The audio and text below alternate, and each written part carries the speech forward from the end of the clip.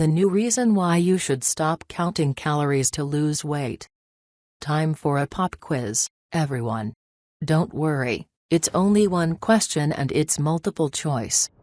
What's the smartest thing you can do, food-wise, to improve your health and maintain and/or achieve a healthy weight? A. Count calories. If it fits into your measly budget, you're set. If not, tough luck. B. Stop obsessing over calories and focus on a food's actual nutrient content. If you picked A, we apologize for all the crappy food you're probably eating and all the stress you're probably dealing with. If you picked B, congratulations. According to science, you're doing it right. Writing in the journal Open Heart, a group of high-profile health experts are making the case that, when it comes to avoiding obesity and reducing your risk for heart disease and diabetes, nutrition trumps number tallying. Basically, calorically dense foods like nuts, olive oil, and fish are doing way better things for your body than 120-calorie snack bars that are mostly made of sugar. And they've got the data to back this up. For instance, obesity is a top risk factor for type 2 diabetes, a disease that you're significantly more likely to get from drinking just one 150 can of soda compared to 500 calories worth of nuts or olive oil per day, found one large study.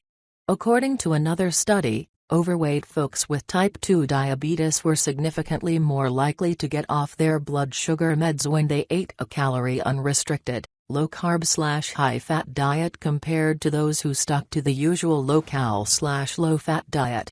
To top it all off, a recent nutrition review concluded that restricting carbs, not calories is the single most effective way to reduce your risk for developing metabolic syndrome.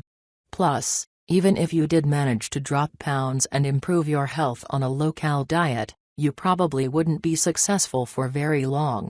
The weight loss industry, which emphasizes cutting calories at all cost, rakes in nearly $60 billion a year. Even though long-term follow-up studies reveal that the majority of individuals regain virtually all of the weight that was lost during treatment, the researchers write.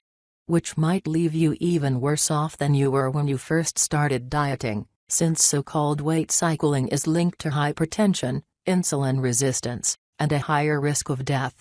And health claims side, dietitians still agree that obsessing over calories is probably a lost cause. In order to figure out the calories, you need to figure out the portions and how something was prepared.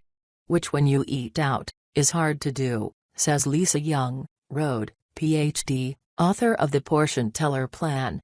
That is, if you can even figure out how many calories you should be eating in the first place. What happens when someone gives themselves a daily budget of 2,000 calories, but then they need considerably more or less during a certain period of being unusually sedentary or unusually active?